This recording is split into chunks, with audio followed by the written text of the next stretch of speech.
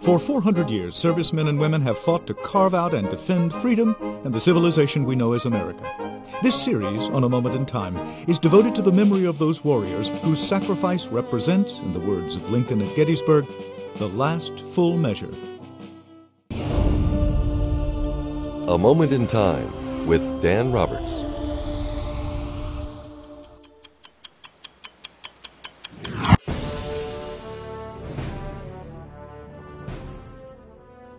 Among his contemporaries, John Barry was known as the father of the American Navy, but today his name is not well known.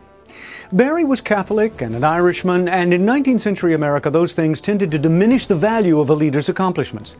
Nevertheless, Barry must be ranked among those who established the skills, reputation, and fierceness of the tiny American Navy that faced almost insurmountable odds in its fight with the greatest navy in the world during the Revolution.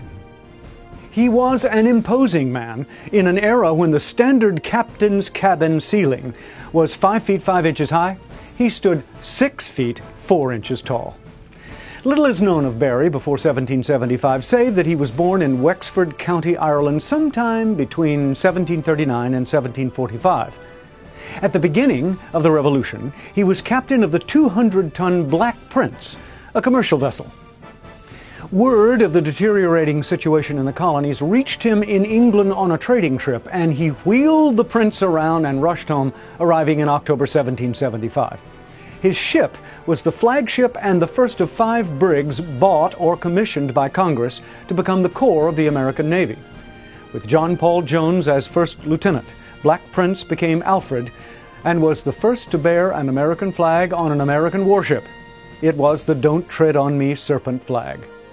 While he awaited his own ship, Lexington, to be built, Barry served as supervisor of the Port of Philadelphia, where several new warships were under construction. On April 6, 1776, on her maiden voyage under his command, Lexington captured HMS Edward in the first enemy seizure by a congressionally commissioned warship, although colonial privateers had been attacking royal ships as far back as 1772. His success earned him even larger commands. Also, while waiting, he used rowboats to capture a Royal Navy schooner and armed transports bringing much-needed supplies to the colonial cause. For this, he was publicly and personally thanked by George Washington. Still without a ship, he served with the artillery at the battles of Trenton and Princeton, and through foraging on the Delaware, brought much-needed supplies to feed the starving army at Valley Forge during the bitter winter of 1777 through 1778.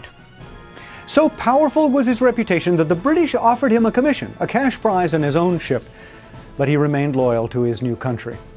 His most famous encounter was the defeat by his ship, the 36-gun frigate Alliance, after both ship and captain were severely wounded, of 2 British sloops, Atlanta and Tripasy, in the becalmed waters off the coast of Newfoundland. Barry also triumphed in the final naval battle of the Revolution on March 10, 1783, in which he and Alliance successfully defended the Spanish transport Lausanne, carrying 72,000 Spanish silver dollars en route to the ever-needed Continental Congress's coffers. The assault came from the British frigate Sybil off the coast of Cape Canaveral, Florida. After the Revolution, Barry went back to the commercial trade and fattened the family purse by bringing porcelain and other luxury items to Philadelphians from Asia.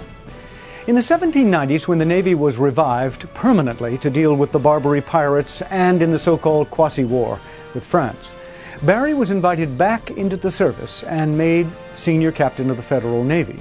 In this capacity, he received the first commission of the Navy and supervised the construction of the first frigates built to fill out the line ranks, including his own 44-gun ship, USS United States. Barry held the courtesy title of Commodore and was squadron commander of the West Indies fleet.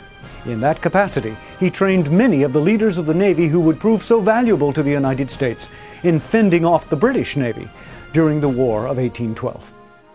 As senior captain, he successfully recommended a separate department of the Navy with cabinet status, and even under President Jefferson's military cutbacks, he was retained in service. Barry died in 1803. Now, prejudice against Catholics was high in the 19th and early 20th century, and so other revolutionary naval heroes, such as John Paul Jones, received much more attention and accolades. but the work of John Barry is undeniable. Congress acknowledged his contributions to the Revolution on December 22, 2005. In a joint resolution, Commodore John Barry was recognized and honored as the first flag officer of the United States Navy. At the University of Richmond, I'm Dan Roberts.